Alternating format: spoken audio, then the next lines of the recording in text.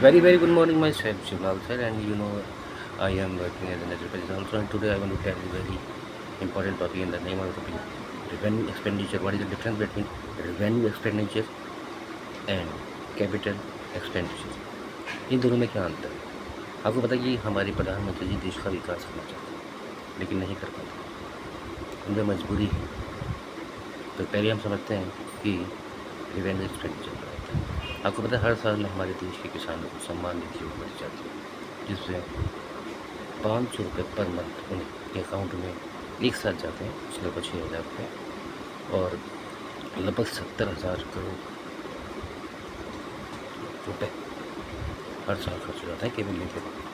किसान को अच्छा लगता है। और यही पैसा अगर उन्हें ना देकर प्रधानमंत्री हर गांव में एक गोदाम बनवा दें जिससे उनका अनाज ना सड़े, तो किसानों को बहुत बड़ा फायदा होगा।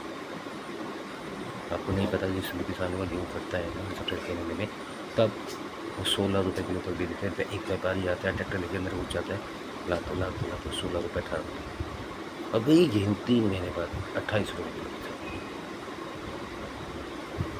किसानों को कितना, एक किसान भी नहीं जाएगा तो उसे भी 28 रुपये का पड़ेगा, क्योंकि किसान के पास जगह नहीं है अनाज को रखने की। उसका अनाज छोड़ जाएगा, बेचारे को देना पड़ जाता है।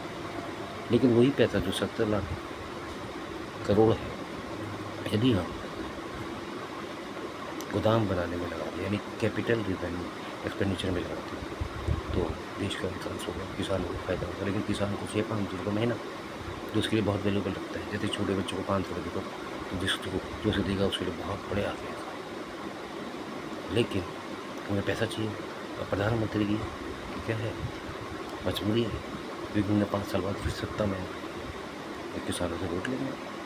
लेकिन किसान को नहीं होता है। आखिर जैसे हमारे योगी जी ने कितना बढ़िया मेरिट में मेट्रो आ गई है, उसकी तारीफ करने वाले तारीफ करेंगे पढ़े लिखे, लेकिन एक काम है जो बेचारा ज़्यादा पढ़ा लिखा नहीं, अरे हमें क्या करता है, महंगाई बढ़ा दी, सब कुछ यहीं से तो निकलेगा। तो हर किसी के माइंड में है कि हमें तो कुछ मिलता नहीं है, देश का विकास हो रहा था, हमें क्या करना, लेकिन विकास सब यहीं से निकलेगा। तो ये अंतर, यही काम यदि हम अडानी को दे दें तो उसे कोई फर्क नहीं पड़ता, वो तो कर जगह गोदाम बनवा लेगा, क्योंकि उसका पेट भरा हुआ है। लेकिन नेताओं की मजबूरी है, क्योंकि उन्हें 5 साल में आना है, इसलिए किसानों को ध्यान रखना पड़ता है, वरना वो सत्ता से हट जाएंगे। तो इसलिए सरकार ना चाहते हुए भी उसे मजबूरी में कुछ काम करना पड़ता है। शायद इस बात को आप समझ गए होंगे, what is the difference between capital expenditure and revenue expenditure. और भी बहुत सारी बात रहेंगी, वीडियो बहुत लंबा हो जाएगा।